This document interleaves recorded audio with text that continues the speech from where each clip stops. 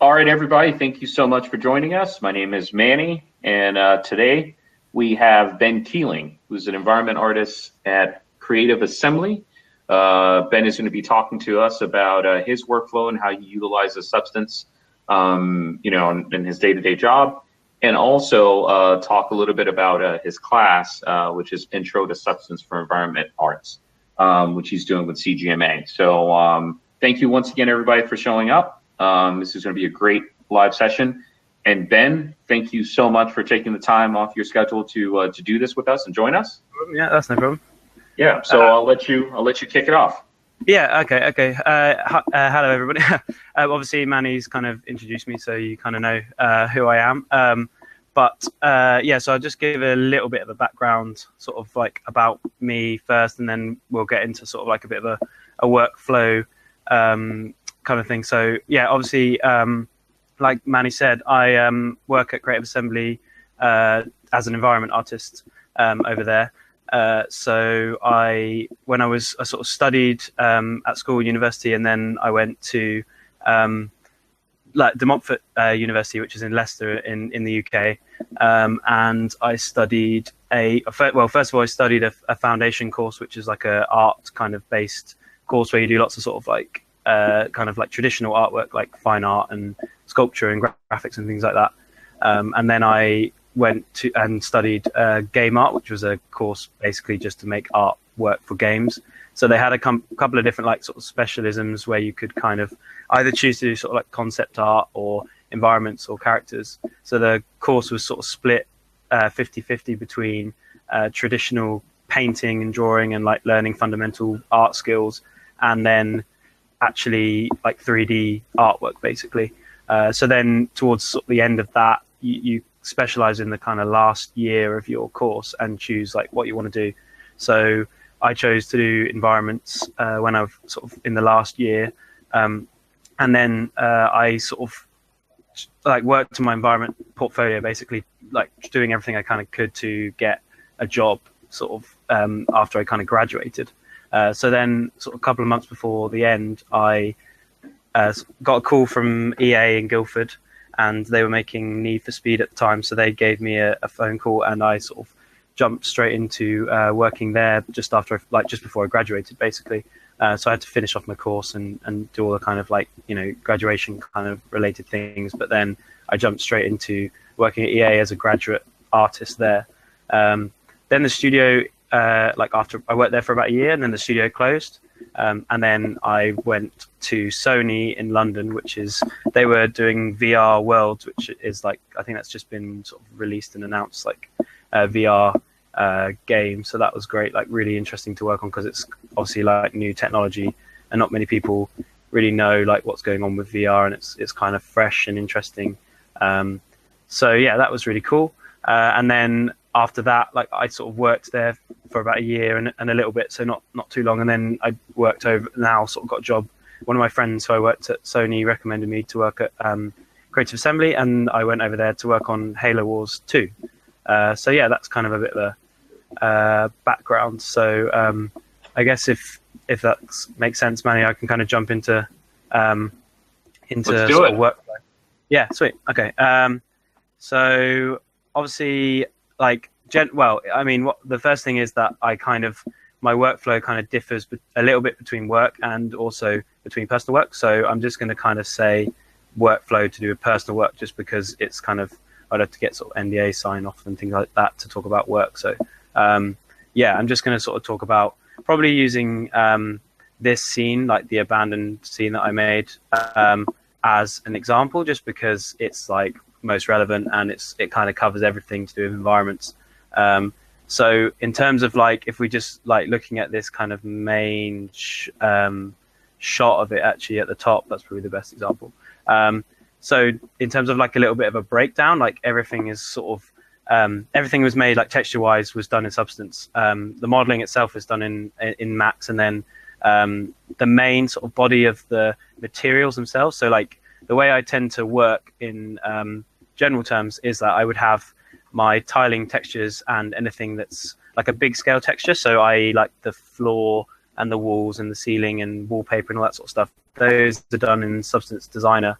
and then anything that's like a prop, I texture in Painter, just because. And the reason for that is because I want the control sort of like on a prop per prop basis, basically, to say, like I want unique details and things like that when I'm making, say, like the cardboard boxes. But then when it's tiling, I want it to be a repeating texture. So obviously I need to have that kind of, flexibility, and Substance Designer allows me to do that. So that's kind of a good basis to use it for tiling textures.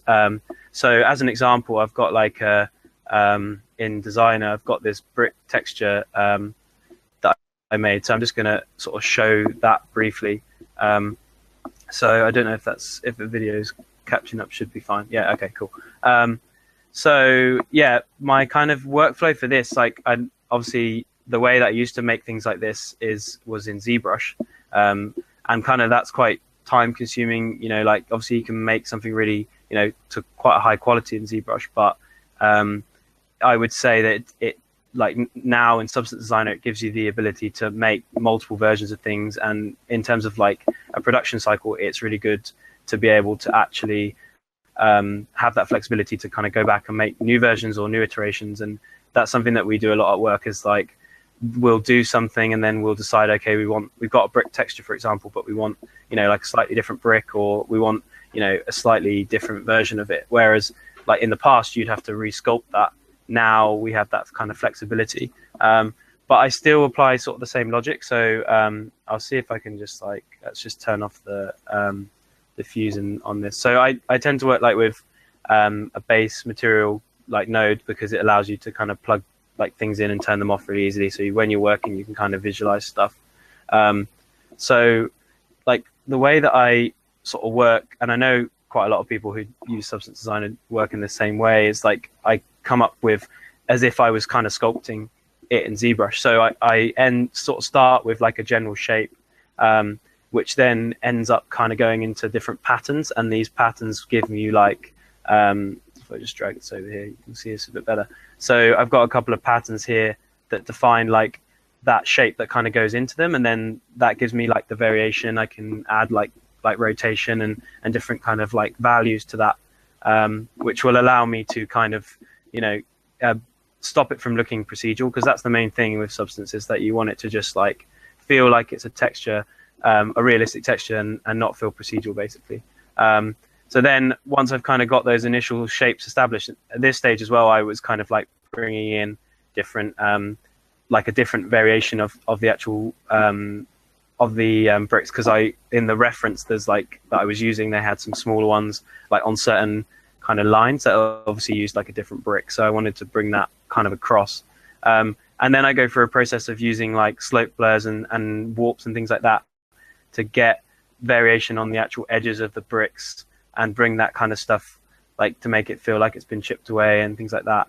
And then it's just about bringing up like layers and things, like in terms of like on this, for example, like brick tends to have like a lot of these kind of like really granular little holes and dinks and things like that. I mean, this might be a little bit hard to see, but like those little kind of knocks and dinks and things like that adds to the realism. So again, like just adding that kind of stuff in and going through and adding cracks as well over the top, and little details like that kind of gives me like that final final view, like the height map basically, and that gives me that kind of those little details. And then I go through sort of a process of like once I've got a height map, I think that's the most difficult part, is to try and get something that's like realistic in sort of like the height map first of all, because that's like the biggest step. And kind of you bring those once you've got like something that's working in the height map, then you can kind of work on the other textures individually. So that tends to be how I would work. So once I've got like at this stage here, once I've got something, in terms of a height map that's working and is established and stuff, then I tend to just move on to using like different gradients and things to bring in actual diffuse textures. So like here, for example, I've got a really simple gradient map, but then as I start to like layer up different variations and things and adding dirt and things over the top of that, and values and things, you get that final sort of result basically.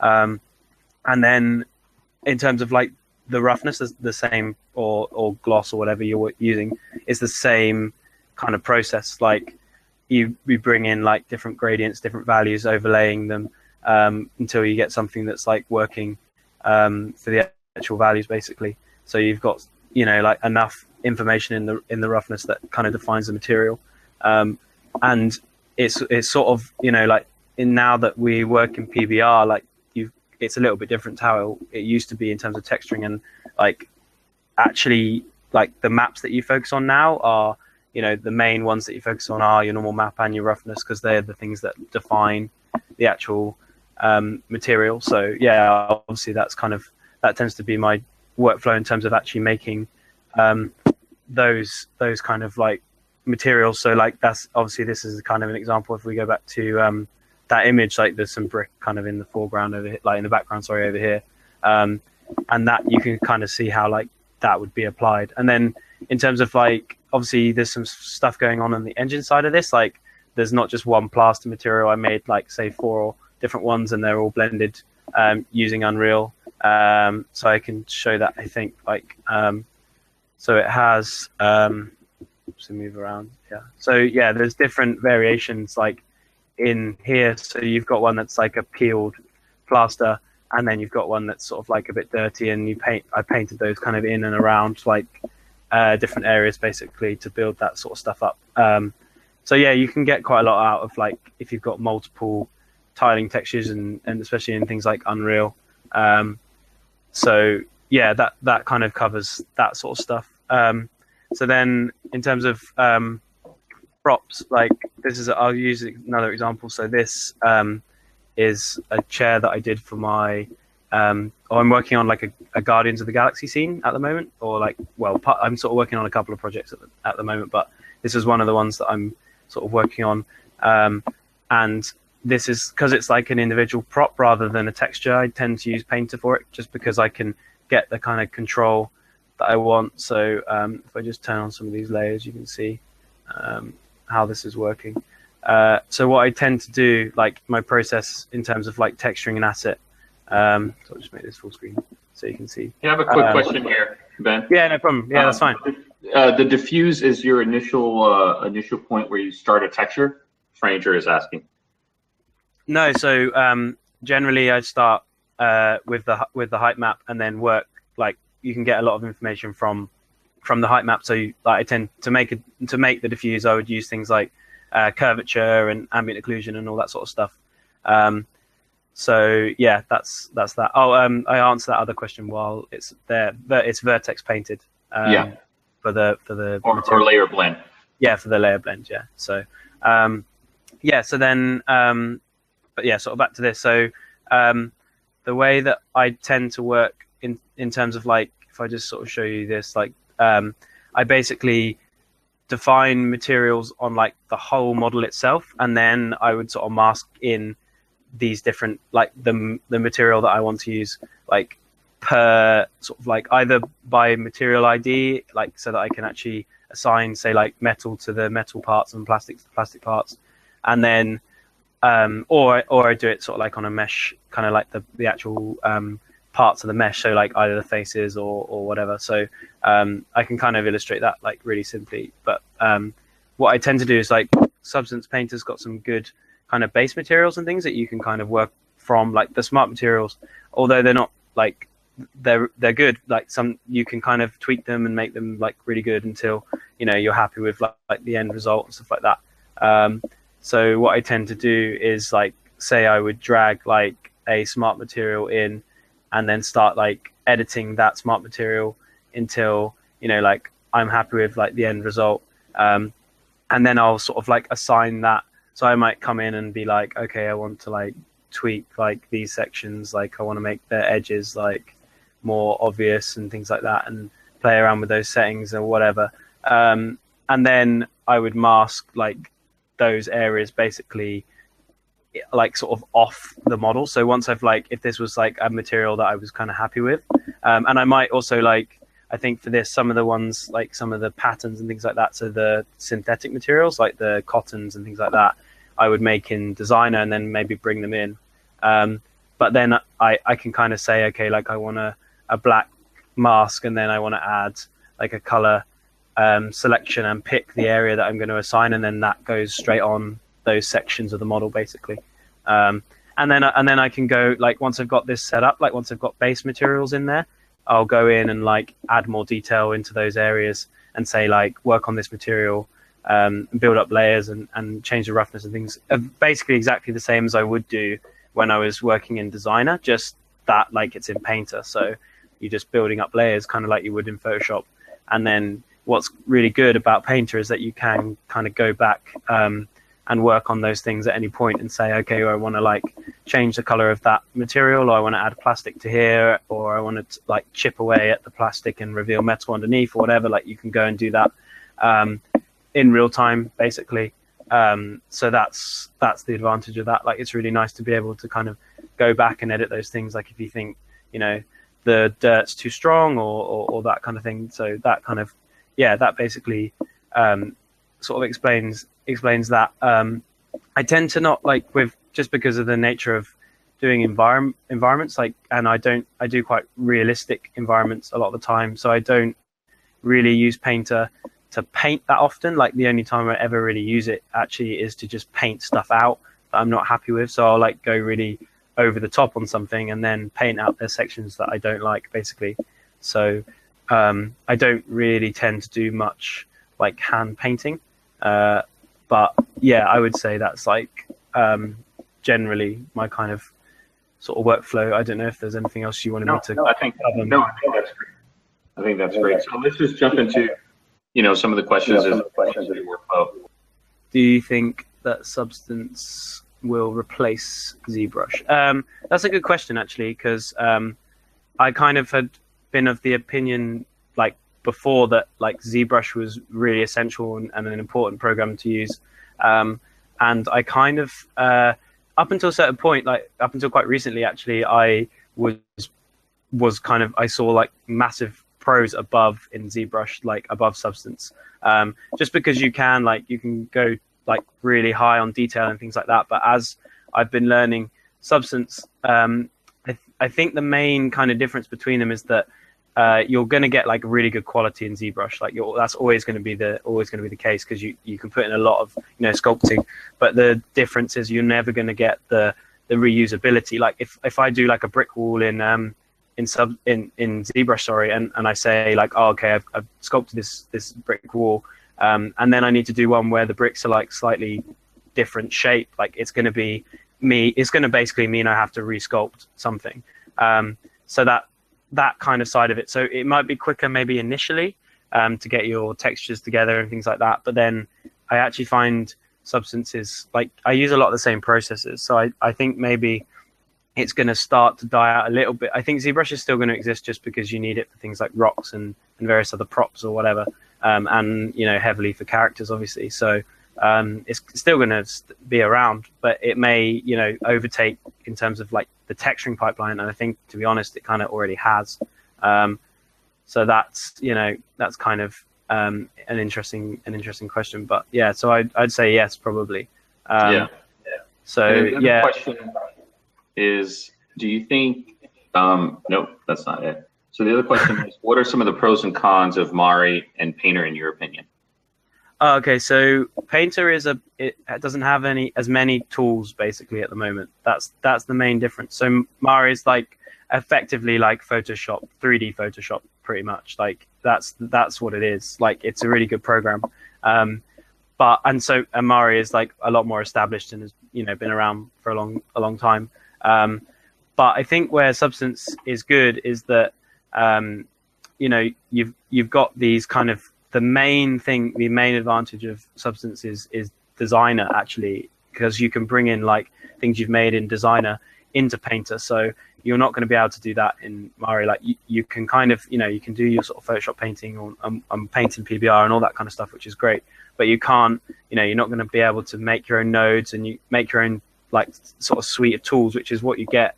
And also like in terms of production cycle, that's the thing that is really valuable, is like you can kind of like use those tools across a team and say, okay, well, we're going to do this one task, like lots, if that's like texturing, I don't know, lots of metal sci-fi things, for example, like doing that like over and over and over and over and over again is going to be very time consuming. And if you have a lot of tools that you've kind of already, you've kind of established as part of a team, then you're going to be able to utilize those in Painter, that's kind of the biggest pro, I would say. So yeah, and then cons is it is kind of limited at the moment, but I think Substance is going to be, as they develop the tool set, like they're very good, Algorithmic are very good at like supporting artists and building communities with artists, which is really, really positive. Like they talk to the art teams a lot, and they come in and they support art teams really well. So they're a great company to work with, and so I think as long as they keep up with that, I think they'll start to get more like closer to Mara in terms of its tool set. That's the only thing I can kind of see as a con at the moment, to be honest. Cool. And regarding your abandoned asylum props, for the old white door, did you make two substances, one for the white paint and another for the wood, and then painted the white paint over the wood with Substance Painter? Same question for the typewriter. Oh yeah, okay. So what I did for that was I made a substance for like chipped wood, and then I made a substance for like actually no, I made a substance for chipped wood, I had a substance for the wood, and then I blended in like a plastic over the top, basically. So the paint like peeled, like when it was just normal paint, that was just like a white plastic paint, so I didn't need to really make a material. Could you show that image? The I image. think you have it in there. Yeah, I think if you just scroll down, you have it in there, so everybody knows. Oh, like this one here, this thing. Yeah. So yeah, and then to do the actual like like this sort of stuff here, where it's like chipped away in like towards the edges, that's all based on the mesh map. So like the curvature and the AO and stuff. So I had this wood was like a substance, and then there's one that's got like little scrapes and chips in, and I painted those in like the main areas, like you can kind of see it here actually. And then I sort of, where I wanted to like knock back that sort of detail and keep it like clean so that it wasn't too noisy, I painted in just like plain plastic, basically, like a paint, like plain paint over the top. So yeah, it was a combination of like sort of three materials, like a wood, a sort of chipped wood, and then just normal plastic. And then I kind of relied a lot on like the ambient occlusion. And I actually, those doors, like I had kind of like several iterations on them because I was kind of never happy with them. Because I could never get I wanted to get the balance right. So they're fun assets to make just because they're like, the geometry of them is so simple. It's just more about the materials. So yeah, that was kind of, I hope that answers the question anyway, at least. Yeah, I think it does. And so how well are Painter and Designer integrated? Is it easy to pass assets from one app to the other? Oh yeah, that's a good question actually. So at the moment, like not as well as I'd like, but that's always I think that's just artists like views in general. Like they just want things to be better, which isn't necessarily a bad thing. But in terms of so you can get substances into Painter and stuff really easily, but kind of going back and like a live link is kind of like what I would want. And at the moment, they don't really have anything like that. So it's more like, if you wanted to use a substance in Painter, you can like just import them really easily and use them. So like if you had a material that had like parameters exposed and things, you could get that into Painter really easily. But then to go back, like say you have a Painter file and you want to look at that in Designer, they don't support anything like that at the moment. So I think because Designer was like established first, and they use slightly different rendering engines as well. So like one is like, Designer came around first and then Painter came afterwards, and so they supported all the stuff to go into Painter from Designer, but not the other way around, basically. So I think like those sort of things have been kind of raised with Algorithmic. Like I've sort of said to them, like I'd like it if you could do this, and I know a lot of teams do that. So yeah, like hopefully we'll get that kind of connection between the two programs will just be stronger as they release more versions, because I think that's the main thing that would help a lot, actually, I think, in terms of making things across the two programs. Cool. And so in terms of your workflow when in a production setting or even in your personal projects, Are you going off of concept art? Are you going off of photographic references, or a combination of the two? So at work we tend to like do a combination. So it depends like how far in the project. So like at the start we rely a lot on concept art basically, and actually that's very true for personal work as well. For me at least, like I normally find like reference or concept art and things that I want to like sort of look at in relation to what I'm making. And when it's like early stages, you're just kind of blocking things out and establishing a mood or whatever, then concept is quite important. And then when you get to making, you know, asset production, like using this scene, for example, like if I'm making, you know, doors and boxes and things like that, I like at work, I would have a concept for that, like, or a piece of reference, like to work from basically. And then the only time that you don't really tend to have that, like, is towards the end when the art style's so established that you don't really need it. Like from an artist's point of view, like I get to a stage where if I'm, you know, making a particular style of work, like if I'm doing a sci-fi, you know, corridor or something, then like once you've done so much sci-fi, you're kind of used to, you know, what it's going to look like, and you can almost make like assets without needing reference or without needing concept. And from a production point of view, the reason that happens is just time, because you run out, like concept artists, there's only like a certain amount of them, so they run out of time and they don't have enough time to actually, you know, make stuff. So, and especially when it's getting towards the end of a project, like they just don't have the time. So that, yeah, that's probably answers the question, I would say. Yeah, definitely. What would you say is the single most important step in your workflow? Do you mean like in like environments in general, or like? Yeah, just environments in general. Okay. Probably a really, really, really good block out. That's like the most important thing, I think, because so many projects start, like especially personal work at least, like would start with me being way too overambitious and wanting to make something like massive and awesome, and then not having the time to do it because I have like a job as well and other stuff, like other commitments and things to do. So like doing a block out and then realizing that you've made it like 200-300% too big and then readjusting the block out, I think that's like a very important step, because like the asset side of it and the texturing and stuff, you kind of get into a bit of a, I don't know, like a motion where you're just sort of like, you just churn stuff out. Once you've established all the important stuff, that's kind of the hardest part, I think. So yeah, that's probably the most important bit. Okay, and so you mentioned that you're obviously using ZBrush, right? For you know, it's like for your high frequency detail and normal maps. Do you use, whether it's in production or personal projects, are you using any photogrammetry for shapes or textures, at least as a starting point?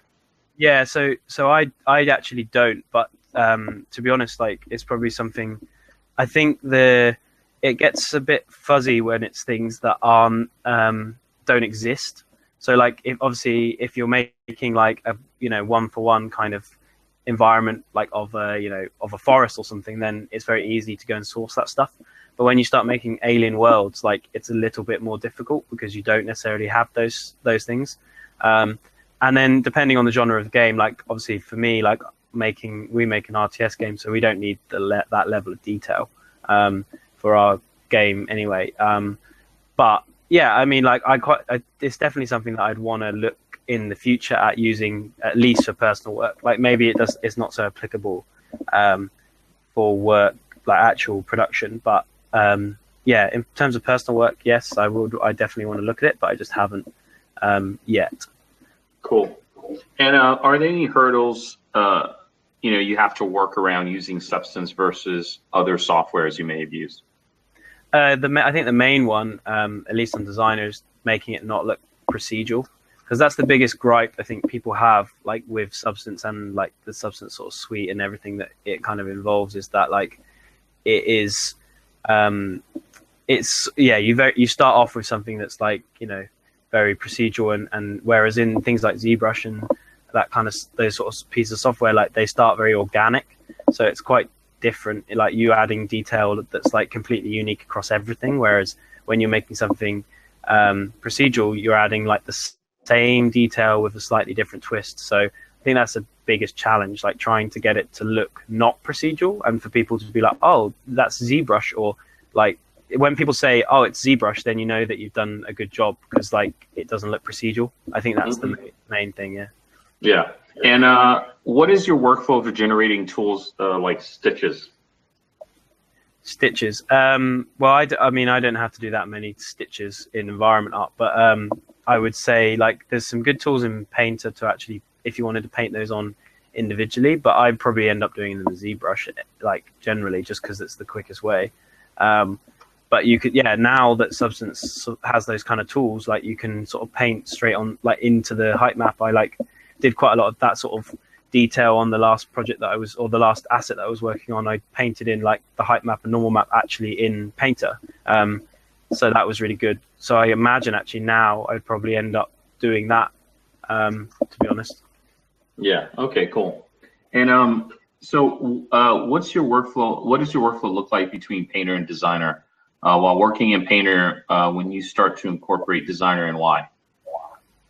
So I would incorporate Designer in terms of Painter basically when I've got something that's a big flat surface. So obviously before, when I kind of explained workflow before, I was talking about having big tiling textures and how to, you know, counteract that kind of stuff. And as soon as an asset crosses that boundary, that's when I start to bring in Painter. So for example, if I was making a desk, like it's going to have big flat planar surfaces of like wood pretty much. And then the edges might have a little bit of, you know, they might have like dinks and knocks and things like that.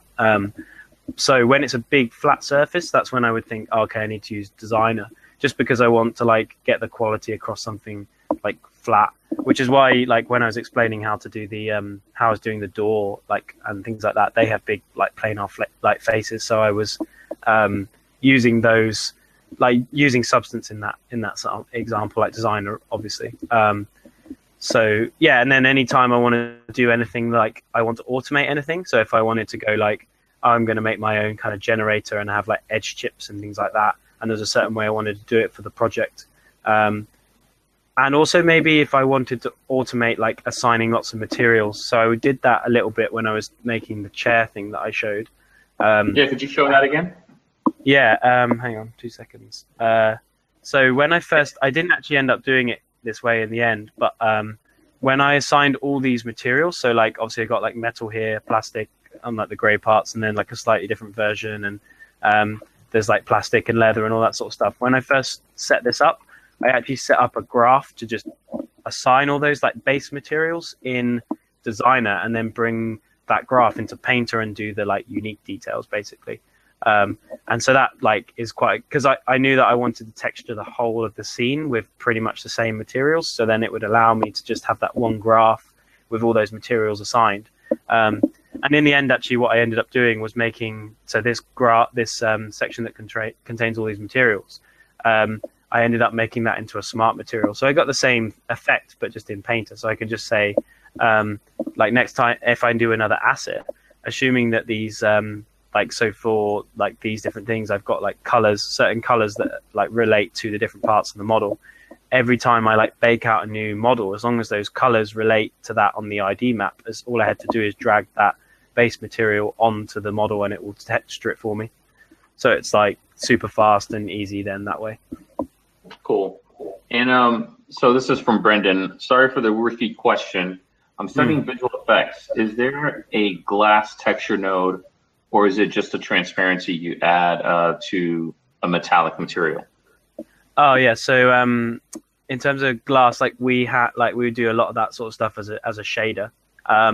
But for this, because I had some transparency actually, I think on these sections. So this is like glass on here. So it's just a transparent like plastic material that's like really glossy pretty much. And then if you wanted to like go, like, because that's only a small section, it doesn't really matter. But if you wanted to go like, if you're making lots of glass for a scene, then it's going to be like a shader, you know, so that you can get like, you know, your reflections and things like that, like are true to being what glass would be basically.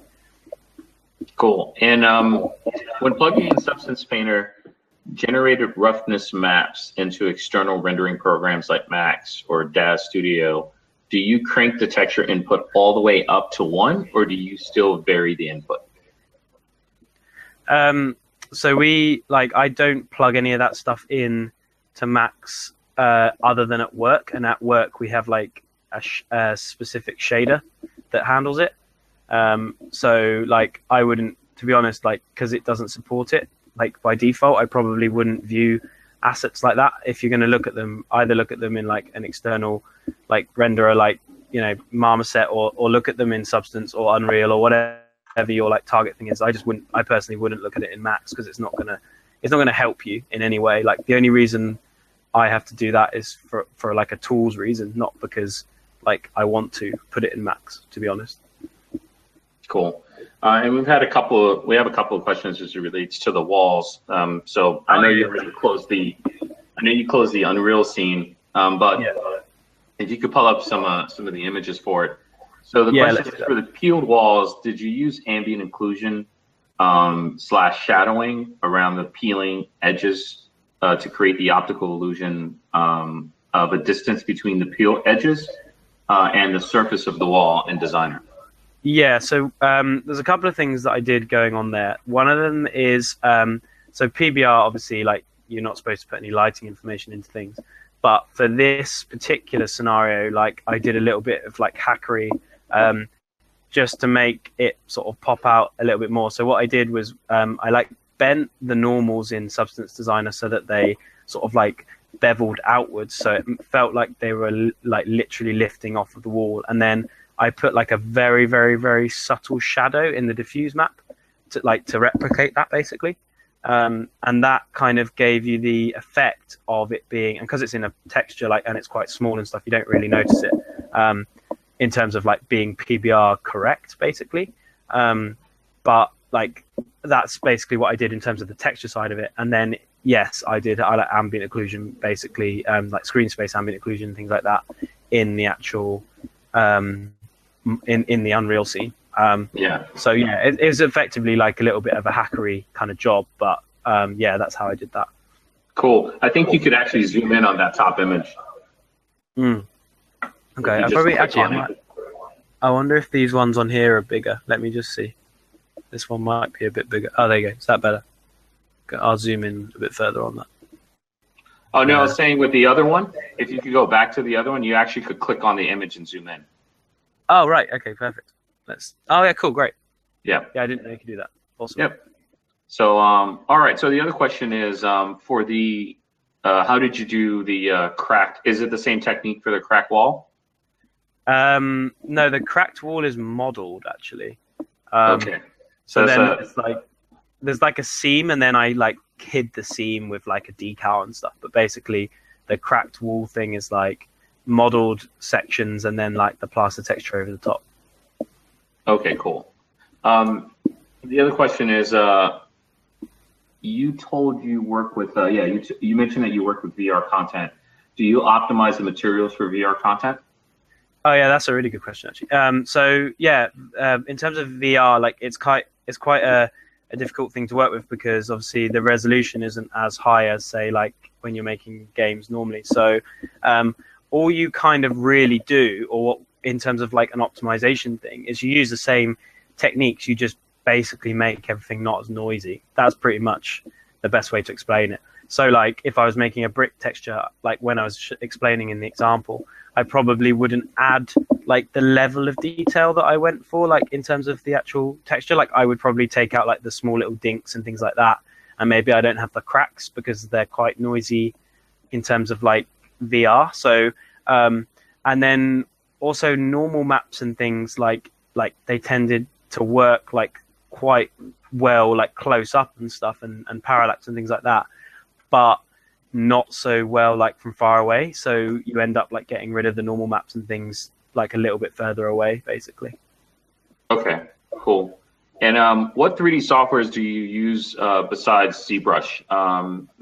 Douglas is saying, I'm really comfortable using Maya now, but I have started learning Modo. Oh yeah. So yeah, no, I know how to use Max and Maya, and a little bit of Modo, but not very much. You just I found you just kind of tend to pick them up because when I worked at Sony, they used Maya, and then I used Max when I was learning. And then I kind of was interested in Modo just because it's like, well, it's cheap. First of all, that's the biggest like positive. I think it's a cheap software in terms of like if you want to buy a license for it, it's really cheap.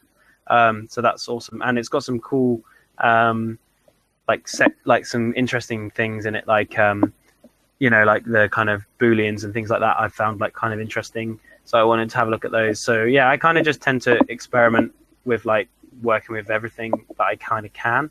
I not everybody does that. Like a lot of my friends, artists and things, they stick to one piece of software. I'm just kind of like quite flexible. Like I tend to just like jump around using different stuff, but I always like Max is kind of my go-to be honest, because that's what I learned in. So I default kind of to that really.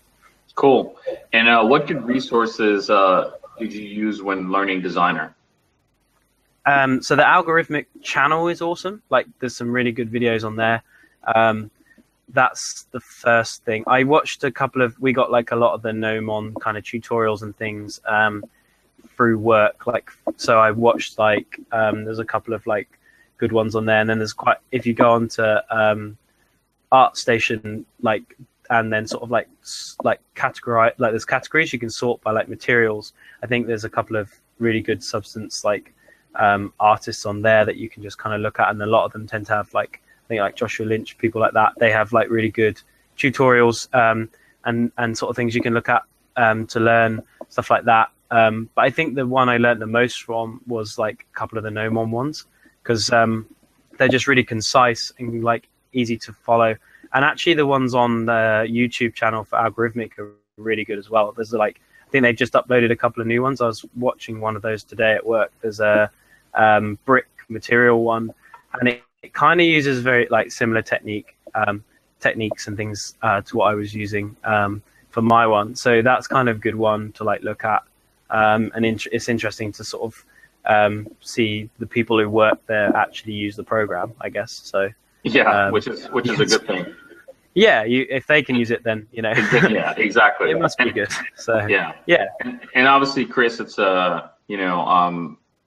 Ben's class is going to be starting in the next couple of weeks or so. So definitely, check that out. And Ben later on will be able to talk a little bit more about that as well. Yeah.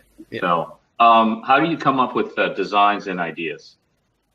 That's an interesting one. So generally what I do, my kind of process for like coming up with designs and ideas is I have a big Pinterest board, and then I like put loads of like things that inspire me and interesting images and cool sort of references and things like that on a big Pinterest board, like, well, lots of different Pinterest boards basically. And then every time I want to do a project, I look through a lot of that stuff, and I have like one particular Pinterest board that I use, which just has a load of things that are kind of like potential projects pretty much. So then I kind of like, I go through that, like pick something that I want to do. And then it also is very inspired by like what I want to learn at the time as well. So like I always try and pick something like a project to do that's like going to teach me something new. So with this, for example, it was very like substance and texture based. Like that was pretty much, and I wanted to do something abandoned, basically. That was kind of the general sort of like feelings for this project. Like, and there was like one particular location, like real world location that I looked at when I looked at this, which was, I think it's called Lilsden Girls Academy. It's basically like an old girls' school, which is like abandoned. And it's got like the creepiest photo ever. It's like the photo is like of a room with a big mirror, and that's why there's a big mirror in this scene basically. And one image is like the mirror with like a chair basically reflected in the mirror, and there's like, it just kind of, you can kind of imagine like somebody sitting on the chair basically. And it's just really sort of, I don't know, creepy and surreal. And things like TV shows and films as well, obviously. Like for this, it was very much like classic kind of horror films, and also like American Horror Stories was like the kind of main inspiration. So I just take a lot of stuff, but yeah, the kind of Pinterest and images online and stuff, that's kind of where it starts. And then I'll look at a load of reference, like real world reference from that basically. So I'll pick something that's like a good 3D base, and then go, okay, well, like I need to look at some real world reference basically. So that's kind of process in terms of that, I would say. Yeah, definitely. So what is the best way you would say to learn to blend between multiple tiling textures for interior and exterior? So it depends on your engine, obviously. But in terms of Unreal, like the best way to kind of they have like resources on the Unreal website, so you can have a look at that in terms of how to set it all up. But basically, your kind of general things you want to pay attention to is like look at real world reference, work out like if you're making, like for this, for example, I was looking at a lot of the details from the Lilston Academy thing. I was like looking at the reference images, working out like how to break down those into like, I had like with Unreal's kind of vertex painting, you have like sort of 4 channels or whatever, so you can paint 4 materials. So I was trying to work out like what's the big terms of like what can I get out of each texture? What's the best thing? So I made one that was like a dirt, one that was like, so just dirt on its own, one which was dirty plaster, clean plaster, and then like one with bits of wallpaper in, basically.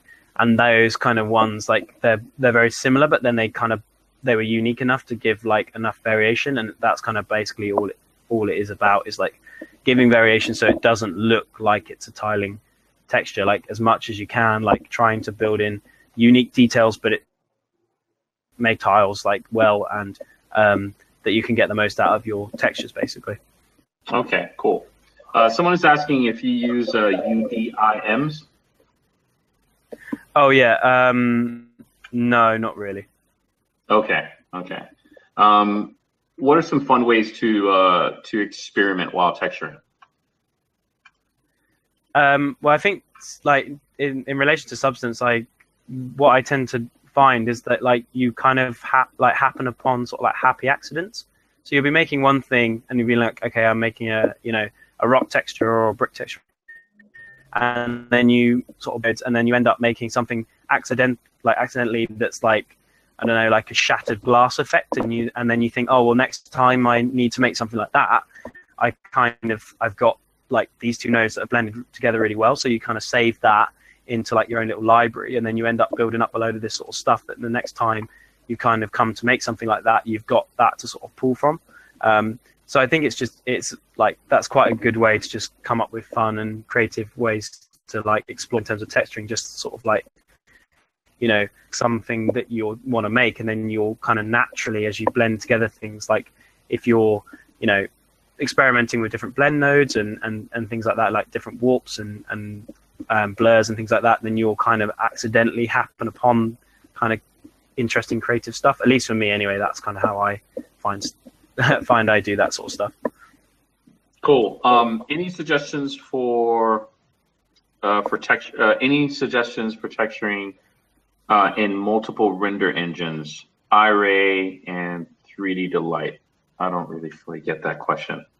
I mean, the only experience I really have with that is using iRay and things through Substance, but they're really well integrated. So I don't really have. There doesn't seem to be much difference between when I use them, at least. Like I can kind of just switch between the two, and it like the kind of rendering like gives me kind of the iRay rendering gives me like a nice result at the end. That's kind of was my only real experience with it. Because everything I do is kind of real time. I don't really need to use that sort of stuff very often, really. Cool. Do you have any tips for optimizing your scenes? Oh yeah, loads. Yeah, that's just something you pick up. Like I think with it was so like in terms of I think it's quite that's quite a large question because there's lots of things you could say. But the main thing is that like obviously you have to, from an artist point of view, you have to use your best judgment.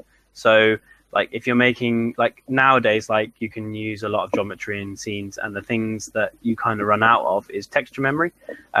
So being kind of sort of like realistic about stuff, like don't make one texture like 4096 in a scene that's like going to be really small. Like if you're making a big texture, like there must be a reason for it. Like you have to justify it, and it has to be a good reason. Like you can't just be, oh, I want like it to look really good. Like it needs to be like if you're sticking to things like how many, like 256 per meter or whatever your like measurements is, like make sure that you actually do stick to things like that, because like that's the thing you're going to run out of, texture memory, not geometry. And then it kind of on geometry, like just being sensible with it, like not making cylinders really really round, like unless they need to be like you can get away with like, I think pipes in that scene, for example, are like 6-sided. You don't need them to be like 20-sided cylinders if you're not getting like super duper close to them, things like that. And then getting like, what can you get away with in a texture versus like things that you model, like the leaves is a good example of that. So like I had a plane it's baked leaves, and then I had like a model which is like a couple of random leaves that are sort of like bent upwards, so it looks like there's some modeled geometry, and that kind of thing. Like I know Naughty Dog, for example, do a lot of that sort of stuff. They'll do like a really nice texture, and then they'll like have a few little models which offset it. So like a brick wall, they might have a couple of bricks that are modeled that they like offset out of the wall. Things like that, like it gives the illusion that it's all like super high detailed and really well modeled, and then really there's a texture and a couple of models. So it's quite a cheap way of doing things like that. And then like just thinking about things like draw calls and how many like materials you need per asset, and like do you really get away with like, can you trim sheets? And like for this scene, for example, in terms of optimization, like I used quite a lot of trim sheets to temps on the bottom of the walls. They're all using the same like a tiling sheet, and then the same with the ones on the top and stuff like that. And some of the other assets are using the same trim sheet as well. So just things like that you can do to actually like optimize your textures and how many you're actually using in the scene. And like from a production point of view, you'd have lots of people. Hey Ben, the audio is going in and out. Hello? Yeah. Hey Ben, the audio is going in and out for the last few seconds. Oh, is it? Yeah. Okay. How is it now? It's as soon as you asked that, it kind of just went out for a split second as well. Oh yeah, yours was kind of fake. Yeah, and I know then it comes back in again. Yeah, so it just looks like it's you know what? Let's just try to. We have a couple more questions. If you could just try a quick log out, log in, so we can reset that. Did you? Yeah. Did you want me to come out and back? Yeah. Just try that. Yeah. Yeah. Okay. Cool. All right, guys. So we're just gonna have Ben log out and log back in. Should take him a few questions. I mean, a few a few seconds. And then we'll just continue with some of the questions. I know Brendan had one in regards to his class, which he'll talk about, and then Franger had one regarding do you use bitmap to material in your workflow or any way to transform these PBR to procedural. So we'll talk about that as well. So looks like he's on right now. All right, there you go, Ben. Is that working okay now? Yeah. If you could just share your screen. Yeah, I'll go back to that. That's fine, no problem. Cool. So Brendan had a question regarding the class. So if you could just take us, give us a little, overview of what's covered from week to week and what they should be expecting. Yeah. Okay. So because I'm kind of recording that sort of stuff at the moment, actually, so it's kind of fresh in my mind. So basically, the course is like an introduction to Substance. So sort of what we kind of touched on today, but like a lot more in depth, obviously. So the first kind of week is a little bit like to kind of introduce to the actual programs themselves, so like their UI and things like that. And then the like sort of week 2 and 3 is basically how to do a texture from sort of scratch, pretty much. So it'll be like using sort of all the kind of processes that I sort of briefly overviewed like today. So it'll be like going through how to make the height map, and then how to do the roughness and the diffuse and all that kind of stuff. And then I'm going to do a week of like texturing an asset in Designer, because there's not much of that sort of stuff covered really in terms of tutorials and things. And that's kind of how I work sort of at work and things like that. So yeah, I'm going to do that for like sort of the 4th week. Then 5 is going to be texturing an asset in Painter. So pretty much what I sort of illustrated, but obviously from start to finish, basically. And it won't be it's not going to be like the asset that I showed today. It's going to be a different asset. So yeah, that'll be from sort of like, and it's a bit more, I'm going to do some like more hand painted stuff and potentially like there's a lot more kind of materials and things like that. So that's for sort of week 5, and then 6 is kind of like a sort of combination of like getting everything together and like making a sort of scene from the things that you've made, and like how to do like some, how to render it nicely, and how to do some sort of like, final shots of it, and sort of using maybe marmoset and things like that. So yeah, and then obviously each week has kind of got like homework, and then also so you'd have kind of things you have to do. So like for the actual like material side of it, you'd have to make some sort of materials yourself, and then like expand upon those, and then so that's kind of it really. Okay, great. So it looks like you're definitely covering quite a bit of stuff. So Sure, no, that's great. It'll be a lot more. I'm sorry, go ahead. I was just going to say it will be a lot more in depth than kind of like, it'll be step by step basically, and how to kind of like how to think about it from like an environment art point of view, and more about like art process in terms of like what I was thinking at the time when I was making it, like referencing and all that kind of stuff. So a lot more kind of from an actual artist point of view, like how to actually approach something, I guess. Okay, I think it sounds like a great class. And also, someone coming into it, should they be at a certain level, or?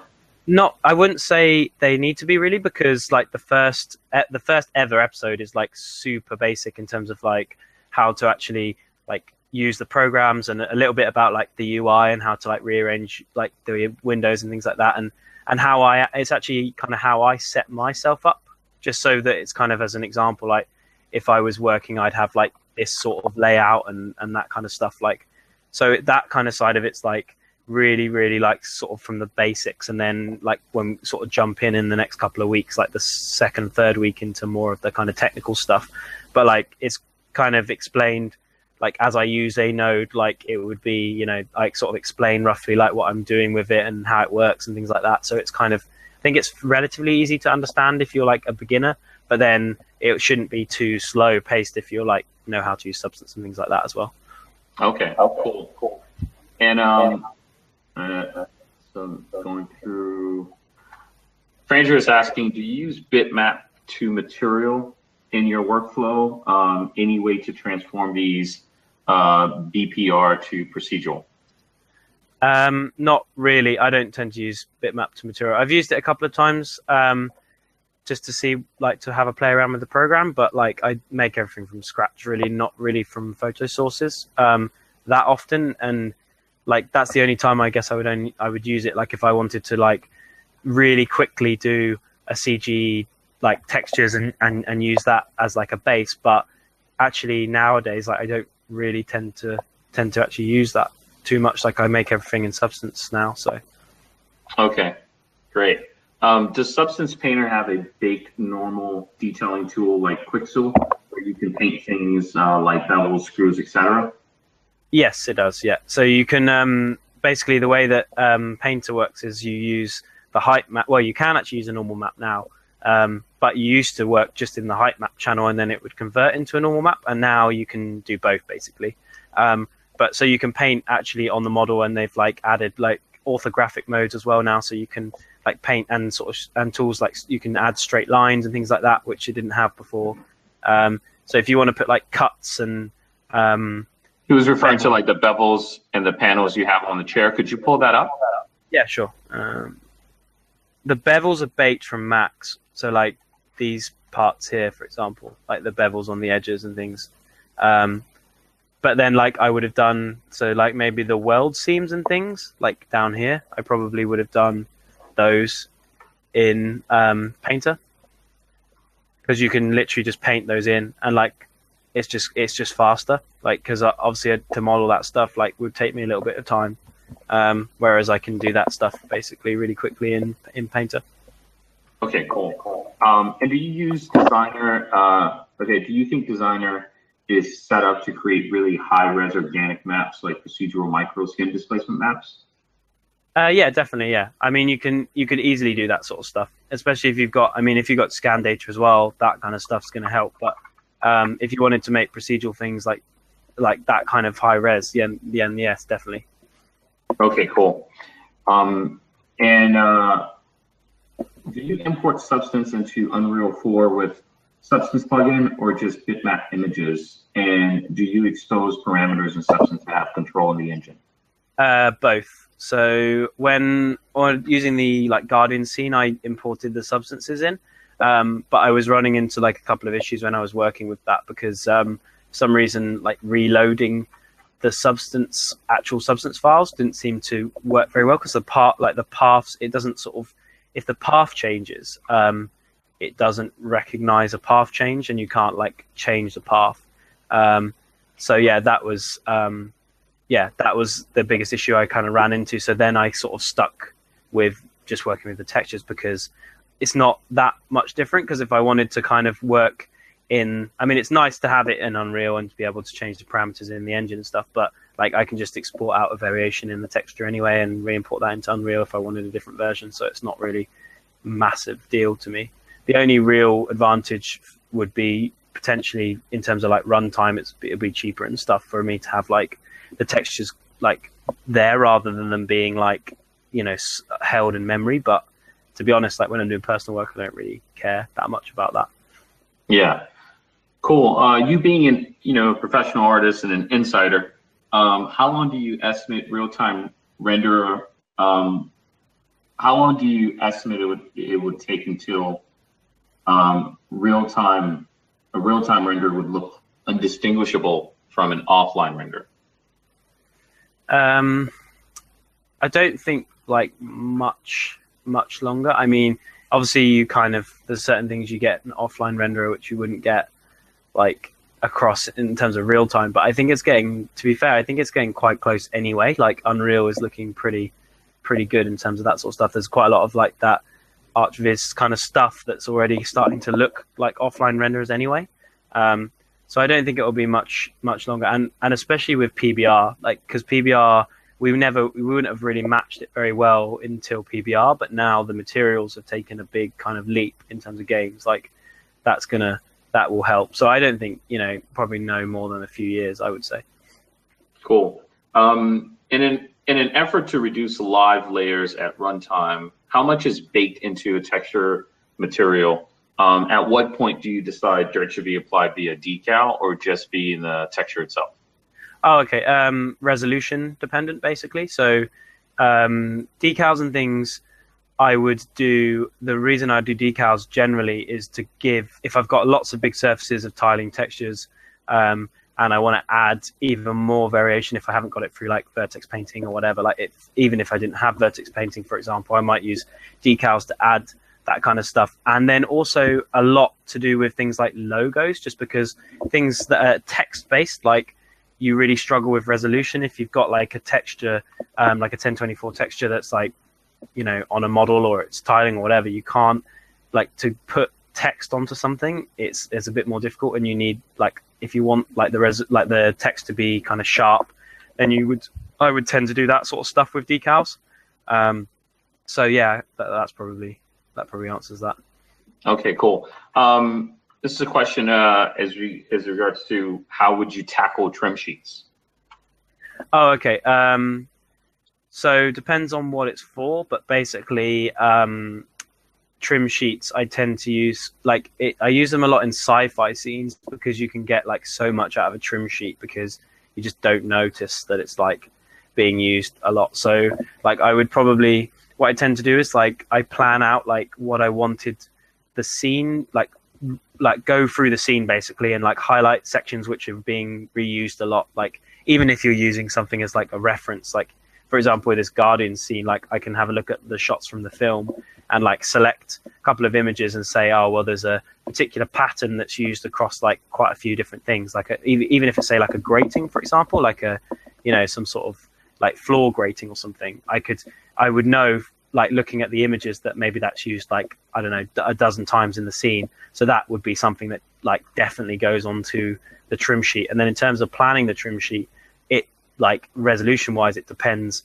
Like I would probably put a grating on there like fairly large if it's going to be used a lot of times. So then you plan like how much you're going to use the thing on the trim sheet based on like the resolution of it. So if it's going to be used lots, then it needs like a better resolution pretty much.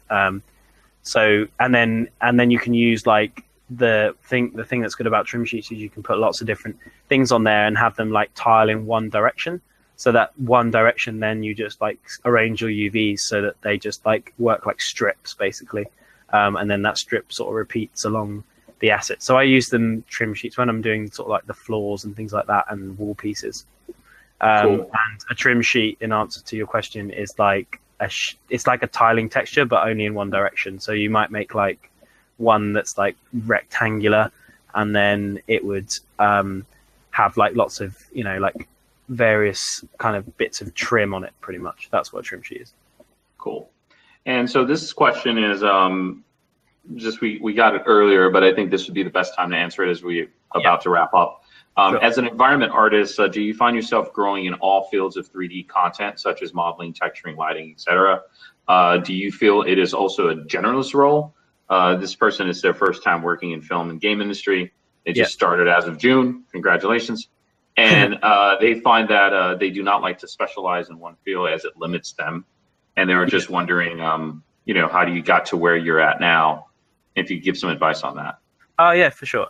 So I think it depends what you want from your career, basically. Like for me, at least, like I want to specialize. Like, so even up to a certain point in terms of like, actually, only want to make things that are sci-fi. Like I can kind of afford to specialize like that if that's what I wanted to do, because I can, if I just practice like enough, that will basically come, because the more you do it, the sort of better you get at it, pretty much.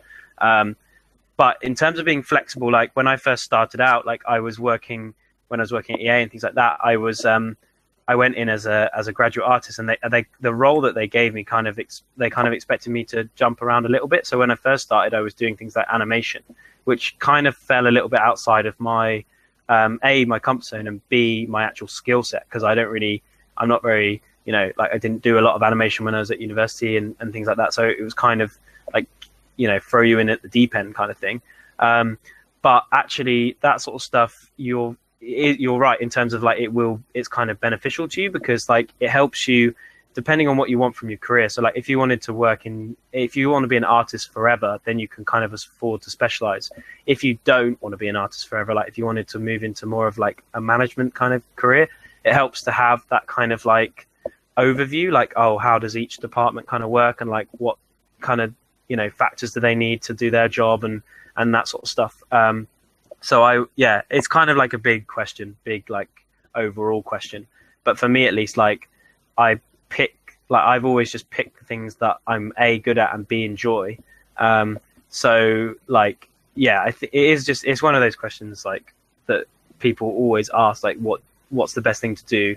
And I always think like in terms of a AAA studio, I would always choose to specialize, because like you get these big studios who like employ you just to do textures, like say, you know, like Naughty Dog, for example, or Ubisoft or whatever. They probably have just like, or they do rather have just texture artists that do the textures. So you can afford, if that's what you really, really want to do, you can kind of afford to specialize.